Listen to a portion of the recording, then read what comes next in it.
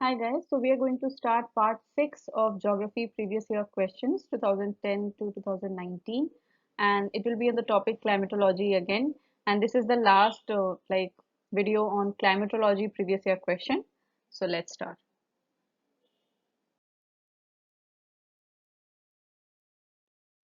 So this is the question from 2013. During a thunderstorm, the thunder in the skies is produced by the first point, meeting of cumulonimbus clouds in the sky. Second, lightning that separates the nimbus clouds. Third, violent upward movement of air and water particles. Select the correct answer using the codes given below. 1 only, 2 and 3. Option C, 1 and 3. Option D, none of the above. Please pause the video so that we can discuss the answer. So the correct answer is D, none of the above. Now why? Because a thunderstorm is the sound caused by a lightning discharge. तो अगर हम simple तरीके से समझने की कोशिश करते हैं तो देखिए थंडरस्टॉर्म बस एक साउंड है जो एक लाइटनिंग के समय में होती है। लाइटनिंग क्यों होती है वो हमें देखना पड़ेगा। लाइटनिंग इसलिए होती है क्योंकि आप ऐसे समझो कि एक क्लाउड में बहुत ज्यादा चार्जेस अगर एक्यूमुलेट हो जाए तो उसमें क्या होता है कि क्योंकि वहाँ का जो टॉप लेयर होता है वो वहाँ पे पॉजिटिव चार्जेस होते हैं और जो लोअर लेयर होता है वहाँ पे नेगेटिव चार्जेस होते हैं। तो अगर बहुत ज्यादा चार्जेस वहाँ पे प्रेजेंट हो जाएं तो वो प्लस और माइनस में इंटरेक्शन होने लगता है एंड दैट इज व्हाई वो ये लाइटनिंग अकर करती है। लाइटनिंग कुछ नहीं करती, लाइटनिंग करती है कि इनके बीच में जो वो भयानक इंटरेक्शन होता है उसके वजह से वो क्या करती है, वो एक होल बना देती है क्लाउड के बीच से, वो उसको फाड़ के निकल जाती है।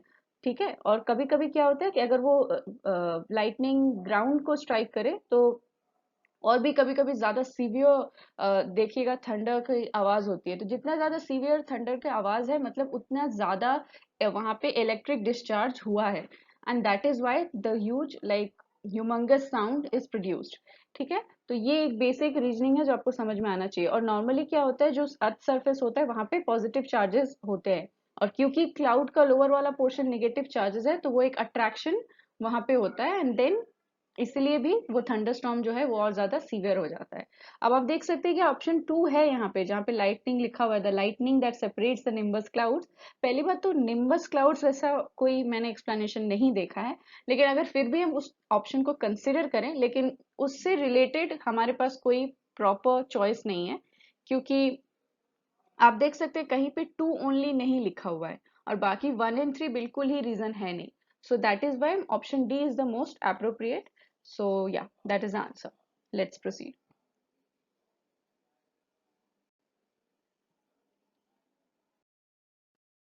Next question is from the year 2011. A layer in the Earth's atmosphere called ionosphere facilitates radio communication. Why? The presence of ozone causes the reflection of radio waves to Earth. Second, radio waves have a very long wavelength. Which of the statements given above is or are correct? Option A, only 2. Option B, sorry, option A is only 1. Option B is only 2. Option C is both 1 and 2. Option D is neither 1 nor 2. So please pause the video and we will discuss the answer. So the answer is neither 1 nor 2. क्यों? क्योंकि आप अगर आपने पढ़ा है जो atmosphere की जो लेयरिंग के बारे में, तो आपको ये पता है कि एक जो लेयर है जो आइनोस्फेयर है वो रेडियो कम्युनिकेशन इसलिए फैसिलिटेट नहीं करता। पहले ओजोन का तो कोई मतलब ही नहीं है, ओजोन तो स्ट्रेटोस्फेयर में होता है। तो ऑप्शन 1 तो आपका ऐसे ही कट गया। ठीक है, तो हमारे पास बचता था बी और डी। ठीक है, तो बी में अगर हम देखते हैं तो वहां पे लिखा है radio waves have a very long wavelength. ये भी एक गलत है। यहाँ पे रेडियो वेव्स की जो वेवलेंथ होती है वो शॉर्ट होती है। बट अगर आपको ये नहीं भी पता हो, क्योंकि मुझे नहीं पता था, मैं जब पढ़ी इसके बारे में तो मुझे पता चला, फिर भी आप एक चीज हमेशा नोटिस कर सकते हैं कि जो आयोनोस्फेयर है, हमने हमेशा पढ़ा है कि आयोनोस्फेयर में आयोन्स होते हैं, फ्री इलेक्ट्रॉन्स होते हैं और इसी के वजह से उस लेयर को ये रेडियो कम्युनिकेशन या फिर ऐसे रेडियो वेव्स सिग्नल्स वगैरह के लिए यूज करते हैं। हमने कभी ये नहीं पढ़ा क्योंकि रेडियो वेव्स का लॉन्ग वेवलेंथ होता है या शॉर्ट वेवलेंथ होता है और इसके लिए आइनोस्फेयर में होता है, तो ये रीजन नहीं है कि क्योंकि रेडियो वेव्स की वेवलेंथ इतनी है। रेडियो की वेव्स की कुछ भी वेवलेंथ होती, लॉन्ग या शॉर्ट, अगर आइनोस्फेयर में आयोन्स या फ्री इलेक्ट्रॉन्स नहीं होते तो वहां पे रेडियो कम्युनिकेशन नहीं हो पाता। ठीक है, तो इसीलिए अगर आपने आयोनोस्फेयर के बारे में जरा सा भी पढ़ा है तो ये एक बेसिक आइडिया आपके पास होगा कि ये रीजन तो नहीं हो सकता है for facilitating radio communication. So option D is the right answer here. And also one point which is to be noted here, that ionosphere contains both ions and free electrons. But it is not the ions which give the, affect the radio waves and radio communication. It is the free electrons that actually affect the radio waves and radio communications. Why? Because these short wavelength radio waves, when they enter the ionosphere, that gets reflected through these free electrons, and that is why these waves can travel up to long distances. ये बहुत दूर तक पहुंच पाती है इसी वजह से, क्योंकि वहां जो फ्री इलेक्ट्रॉन्स हैं वो रिफ्लेक्ट करते हैं उस वेवलेंथ, उस सिग्नल्स को, उस वेव्स को। तो ये एक रीजन है, ये सही रीजन है basically. So this is all, let's proceed to the next question.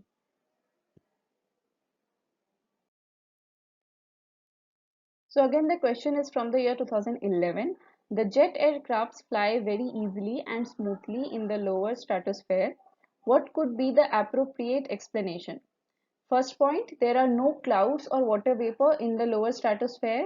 Second, there are no vertical winds in the lower stratosphere. Which of the statements given above is or are correct in this context? Option A, 1 only. Option B, 2 only. Option C, both 1 and 2. Option D, neither 1 nor 2. So please pause the video so that I can discuss the answer. The answer is option C, both 1 and 2. So basically, if you don't have the idea about this, so you can just add it in your information that in the lower stratosphere, there are no clouds or water vapor and there are no vertical winds. So basically जो wind force होता है ना, vertical, horizontal, तो वो vertical winds जो हैं, वो lower stratosphere में नहीं है। और इसी के वजह से जो जेट एयरक्राफ्ट्स होता है या जो भी कमर्शियल एयरक्राफ्ट्स होते हैं वो लोअर स्ट्रेटोस्फेयर में ही फ्लाई करते हैं, because it is easy to fly, क्योंकि यहाँ पे ज़्यादा ट्रोपोस्फेयर के तरह क्लाइमेटिक डिस्टर्बेंसेस नहीं होते, क्योंकि यहाँ पे क्लाउड्स नहीं है, वाटर वेपर नहीं है, और विंड का भी प्रॉब्लम नहीं होता बिकॉज कोई वर्टिकल विंड नहीं है। So that is why option C is the correct answer. Let's proceed. Next is the question from the year 2010. What causes the wind to deflect toward the left in the southern hemisphere? Option A is temperature, option B is magnetic field, option C is rotation of the earth, option D is pressure.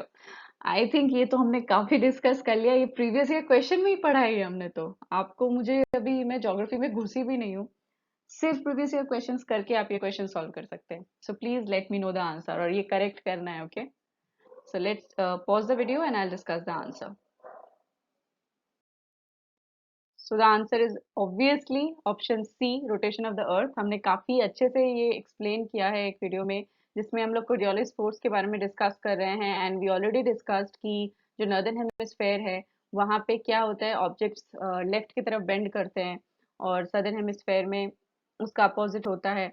और इसी के वजह से वहाँ पे क्या होता है कि जो विंड्स होती है उनका मूवमेंट क्या होता है, नॉर्दर्न हेमिस्फेयर में आपका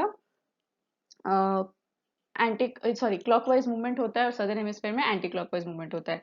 तो ये हमने उसी दिन पढ़ा था जब कोरियोलिस फोर्स के बारे में हम लोग पढ़ रहे थे कि जो लेफ्ट की तरफ जो मूवमेंट होता है ये क्यों होता है, ड्यू टू कोरियोलिस फोर्स। और ये कोरियोलिस फोर्स क्यों जनरेट होता है, due to rotation of the earth.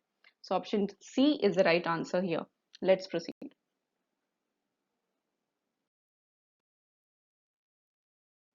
So this question is from the year 2010. Which one of the following reflects back more sunlight as compared to other three? Option A is sand desert. Option B is paddy crop land. Option C is land covered with fresh snow. Option D is prairie land. So please pause the video and I'll discuss the answer. So the answer is land covered with fresh snow. That is option C. Because आप, I think ये NCERT में ही है। पहली बात तो हम लोग albedo के बारे में जानते हैं। एल्बिडो क्या होती है कि जितना सन्स एनर्जी एक चीज पे पड़ रही है और जितना एनर्जी वो रिफ्लेक्ट कर पा रही है, तो वो रिफ्लेक्शन का जो कोफिशिएंट होता है उसको हम एल्बिडो बोलते हैं। ठीक है, तो land covered with fresh snow जो है इसका मैक्सिमम एल्बिडो होता है, मतलब ये मैक्सिमम सनलाइट रिफ्लेक्ट बैक कर देती है. It reflects 80 to 85% of the sunlight, and that is why option C is the right answer, because यहाँ पे पूछ रहे हैं कि सबसे ज्यादा सनलाइट कौन रिफ्लेक्ट बैक कर पाता है. ठीक है, so that is the correct answer. और एक चीज और जो आप नोटिस कर सकते हैं कि एल्बिडो क्योंकि एक रिफ्लेक्शन कोएफिशिएंट है, तो इसकी वैल्यू जो है वो हमेशा 1 से कम होगी. कोई भी जो कोएफिशिएंट होता है आप देखिएगा उसकी वैल्यू जो होती है वो 1 से कम होती है. So that you can keep in your mind. Let's proceed to the next question. So this question is from the year 2010. A geographic region has the following distinct characteristics. First, the warm and dry climate. Second, mild and wet winter. Third, evergreen oak trees. The above features are the distinct characteristics of which one of the following regions? So A is Mediterranean, B is Eastern China, C is Central Asia, D is Atlantic coast of North America. A very conceptual basic question. So please attempt it very mindfully. Pause the video and I'll discuss the answer.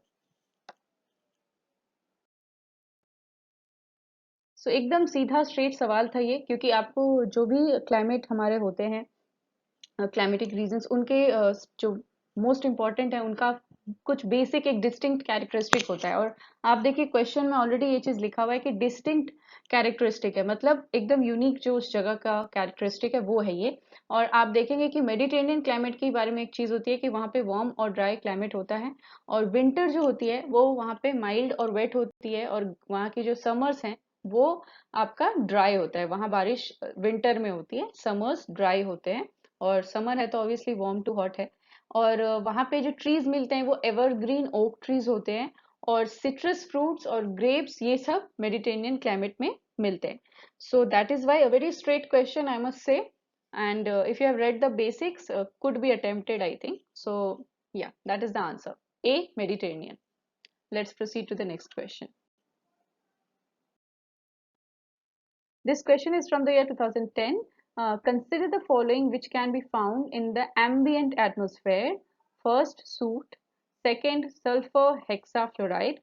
Third option is water vapor. Now, which of the above contribute to the warming up of the atmosphere? Option A, 1 and 2. Option B, 3 only. Option C, 2 and 3. Option D, 1, 2 and 3. Please pause the video and I'll discuss the answer. Well the answer is option D, 1, 2 and 3. तो आपने अगर कभी भी global warming पे पढ़ा है, green house gases पे पढ़ा है, तो आपको ये पता होगा कि सल्फर हेक्साफ्लोराइड तो मतलब नो ब्रेनर है. इसीलिए आप देखिए वो 3 ऑप्शंस में है, ऑप्शन 2 होता है ना. और उसका सबसे एक पर्टिकुलर जो चीज है उसकी लाइफ बहुत ज्यादा है, that is why it is the like most severe green house gas, because it has an atmospheric life time of more than 1000 years. मतलब वो एक बार उसके मॉलिक्यूल बन गया SF6, तो उसके बाद वो 1000 साल से ज्यादा तक रह सकते हैं एनवायरनमेंट में, and that is why it causes more harm as a green house gas. And soot जो है आपको पता ही होगा, वो तार, वो हर मूवी शुरू होने के पहले देती है ना, तार, इतना तार जो आपकी जिंदगी क्या क्या पता नहीं. वो वही तार होता है सूट. तो उसमें क्या होता है कि कार्बन ब्लैक जो है एज अ पार्टिकुलेट मैटर होता है. So that is why it also contributes kind of to the warming up of the atmosphere.